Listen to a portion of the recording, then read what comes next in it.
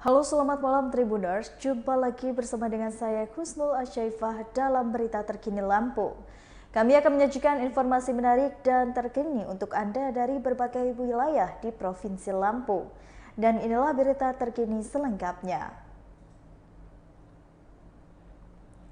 Berita pertama, polisi masih kesulitan ungkapkan kasus penikaman gadis di kamar indekos.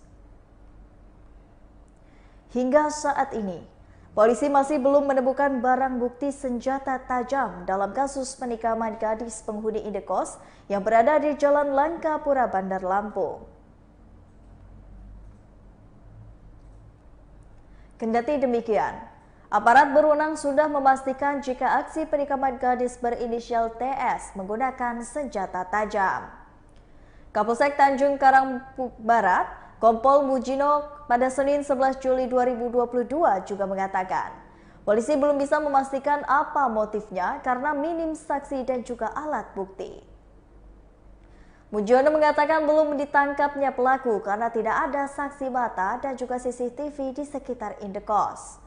Polisi juga masih belum bisa memastikan penikaman tersebut adalah curas atau curat karena uang korban ada di tempat kejadian. Sampai saat ini, ada 3 saksi telah dimintai keterangan Polsek Tanjung Karang Barat. Ketiganya dimintai keterangan untuk mengusut kasusnya. Saksinya yakni ibu korban, teman korban, dan juga ibu pemilik indekos korban. Selain itu, Kapolsek menerangkan pihaknya kesulitan mengungkapkan penikaman gadis tersebut lantaran korban masih dirawat di rumah sakit dan masih trauma.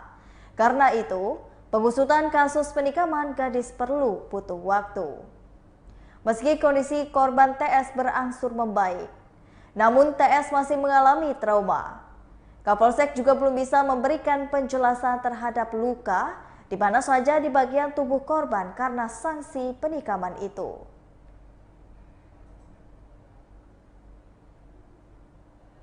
Berita selanjutnya, Wali Kota Metro memotong hewan kurban seberat 1 ton. Wali Kota Metro Wahdi Sirajudin menyumbang 1 ekor sapi berjenis limosin berbobot 1 ton pada pemotongan hewan kurban di Masjid Agung Taqwa Kota Metro pada 11 Juli 2022. Sapi tersebut merupakan sapi terbesar pada acara kurban di Masjid Agung Taqwa Metro tahun ini. Selain itu, Wakil Wali Kota Metro juga ikut menyumbangkan 1 ekor sapi untuk dikurbankan. Pada pemotongan kurban tahun ini, jumlah hewan yang dikurbankan di Masjid Taqwa berjumlah 14 ekor. Panitia kurban Masjid Taqwa Kota Metro Siti Rohani 49 tahun mengatakan, hewan yang dikurbankan terdiri dari 8 ekor sapi dan 6 ekor kambing. Untuk jenis sapi dan juga kurban terdapat 2 jenis sapi. Siti juga mengungkapkan terdapat jenis sapi limosin dan juga sapi mental pada kegiatan kurban tahun ini. Ia mengatakan jenis sapi dari wali kota jenis limosin bobotnya 1 ton. Sedangkan untuk sapi dari wakil wali kota, sapinya berjenis metal.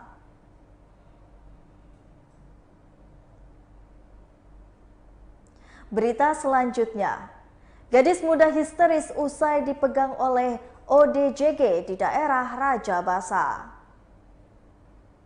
Seorang gadis remaja mengenakan baju berwarna pink histeris setelah dipegang oleh ODJG atau orang dengan gangguan jiwa. Kejadian terjadi di Jalan Kapten Abdul Haq, Raja Basa, Bandar Lampung pada Minggu 10 Juli 2022 sekitar pukul 3 sore hari. Teriakan gadis berparas cantik itu membuat warga sekitar dan para pengendara geger. Gadis yang diketahui bernama Hamidah itu merupakan warga Kabupaten Pesawaran. Ia hendak pergi ke rumah kerabatnya di Jalan Komarudin, Raja Basa Raya, Bandar Lampung. Wanita yang menjadi kerabat Hamidah menyebutkan jika saudaranya itu dari rumah kerabat yang ada di Tanjung Karang dan hendak ke Raja Basa Raya. Hamidah mengendarai Honda Scoopy merah dengan nomor polisi BA6427RB. Dikatakannya lagi, Hamidah masih duduk di bangku SMP di Pesawaran. Hamidah ke Bandar Lampung karena hendak bersilaturahmi dengan kerabatnya di momentum Idul Adha 1443 Hijriah. Saat berada di Jalan Kapten Abdul Had, Rajabasa, ada orang yang diduga ODGJ mendekati Hamidah. Kemudian, ODGJ tersebut menabrakkan dirinya ke arah Hamidah. Sementara itu, Yani, saksi lainnya menyebutkan saat itu dirinya sedang berjualan es degan. ODGJ sempat meminta uang kepada dirinya dan setelah meminta uang, ODGJ tersebut pergi ke pertigaan tepat di depan tempat ia berjualan. Saat itu pula korban sedang melintas. ODGJ tersebut membekap korban, lalu Yani mengatakan korban saat ini terjatuh dari sepeda motornya. Namun, segera diselamatkan.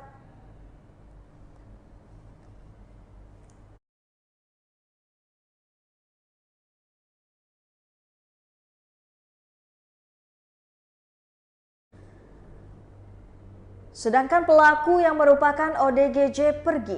Menurut Yani, sebelumnya ODGJ tersebut sempat mengamuk di sekitar Pasar Tempel Rajabasa. Setiap orang yang lewat dilemparkan. Bila ada pengendara yang melintar, ODGJ tersebut berteriak. Yani berharap pihak dari pemerintahan Kota Bandar Lampung dapat menangani keberadaan ODGJ yang cukup meresahkan warga tersebut.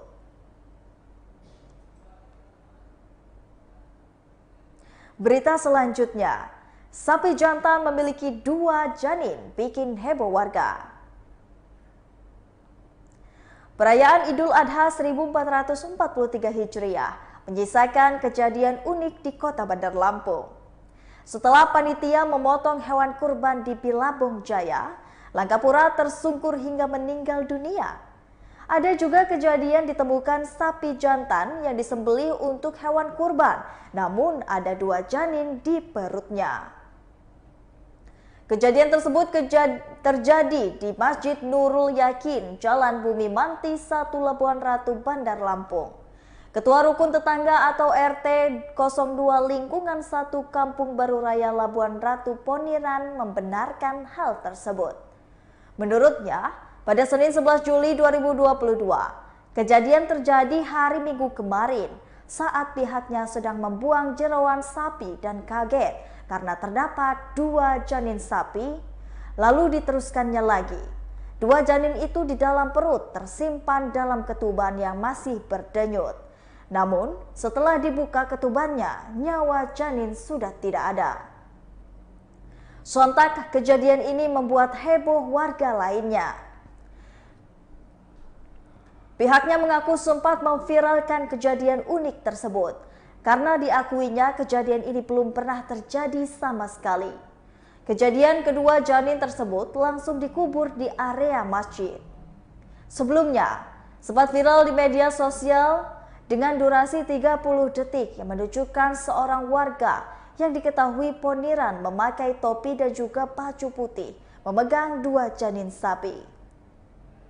Diketahui ada 8 sapi yang dikurbankan di Masjid Nurul Yakin, Jalan Bumi Manti 1, Labuan Ratu, Bandar Lampung. Semuanya didatangkan dari Kabupaten Lampung Tengah.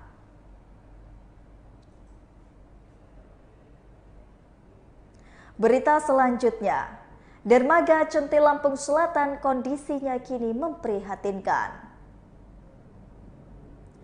Dermaga Centi merupakan dermaga yang menghubungkan antara Desa Canti dengan Pulau Sabesi.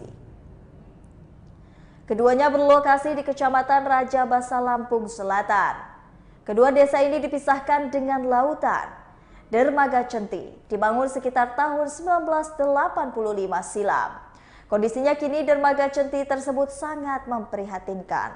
Berdasarkan dari penelusuran pantauan Tribun Lampung pada Senin 11 Juli 2022, di dermaga Centi banyak kayu yang sudah mulai rapuh dan juga sudah mulai terangkat. Bahkan, Bagian ujung dermaga Centi hancur dengan panjangnya kurang lebih 10 sampai dengan 15 meter.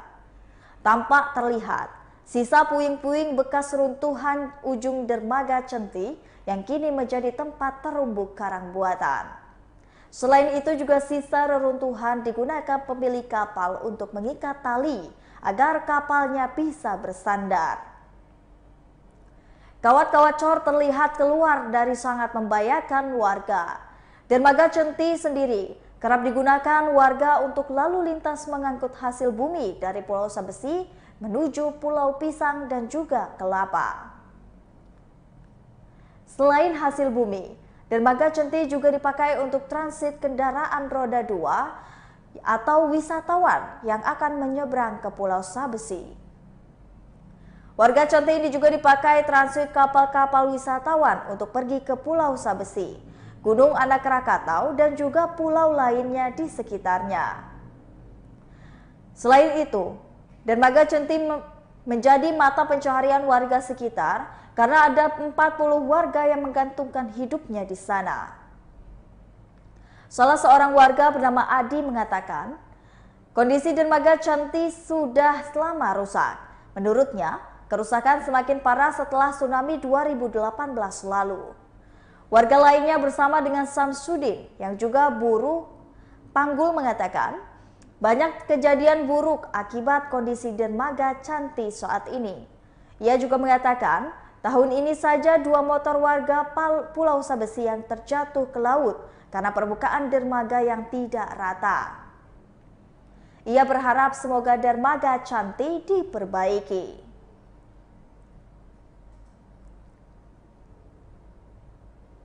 Berita selanjutnya, menguak peninggalan Gajah Mada di pesisir Lampung Barat. Tidak banyak yang tahu seperti apa sosok Mahapati Gajah Mada dan dari mana ia berasal serta di mana tempat ia dimakamkan. Bahkan pertanyaan-pertanyaan hingga kini masih dalam perdebatan.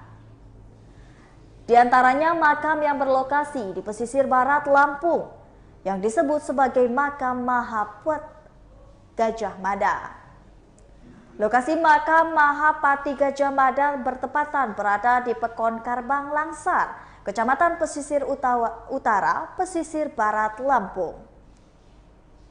Keyakinan makam tersebut milik Mahapati Gajah Mada diperkuat dengan bukti yang tampil ahli waris keturunan ke-17, yaitu Ahmad Saunan 76 tahun pada Senin 11 Juli 2022. Bukti itu berupa benda-benda yang diyakini sebagai peninggalan dari Gajah Mada. Di antara yang ia tunjukkan berupa bejana dengan motif wayang dan juga aksara Jawa kuno.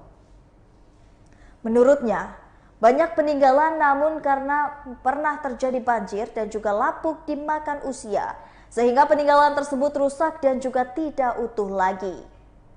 Selain bajana, ada juga meriam berukuran kecil yang terbuat dari perunggu beserta dengan senjata perang. Pada benda-benda tersebut, terdapat tulisan Jawa kuno dan juga tulisan Arab dengan lafaz La ilaha illallah.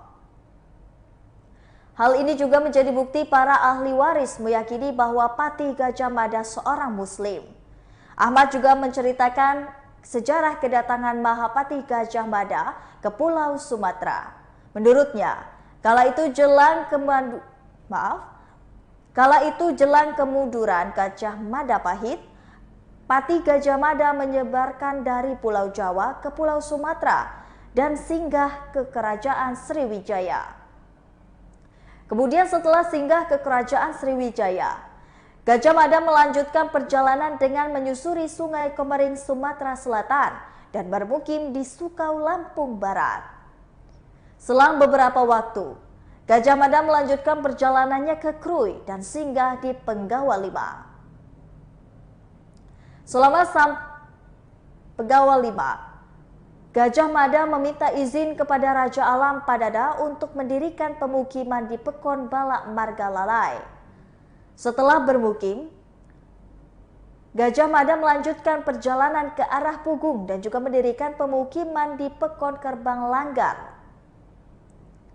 Lalu setelah tinggal di Pekon Kerbang Langgar tersebut, Gajah Mada menetap tinggal di tempat tersebut hingga akhir hayatnya.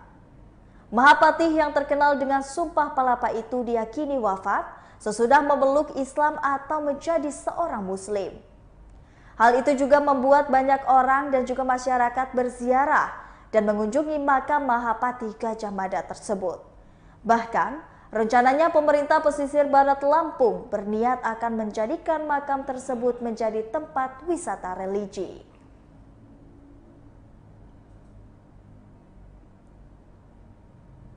Baiklah Tribuners, itulah tadi berita terkini Lampung bersama dengan saya Kustul Asyaifah. Jangan lupa untuk ikuti YouTube Tribun Lampung News Video, Facebook @Tribun Lampung, Instagram @Tribun Lampung, TikTok @Tribun Lampung untuk mendapatkan informasi terupdate lainnya.